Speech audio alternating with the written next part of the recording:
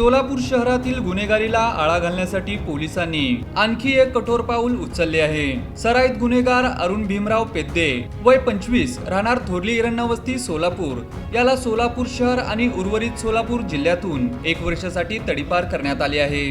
अरुण पेद्दे याच्या विरुद्ध 2024 ते 2026 या कालावधीत सामान्य नागरिकांना शिवीगाळ, मारहाण, दमदाटी करणे तसेच घातक शस्त्रांच्या सहाय्याने दहशत निर्माण केल्याप्रकरणी अनेक गुन्हे दाखल आहेत। त्याच्या वाढत्या गुन्हेगारी कारवायांचा विचार करून सदर बाजार पोलीस ठाण्याने महाराष्ट्र पोलीस अधिनियमन 1951 चे कलम 56(1) अ व ब अंतर्गत तडीपारचा प्रस्ताव सादर केला होता।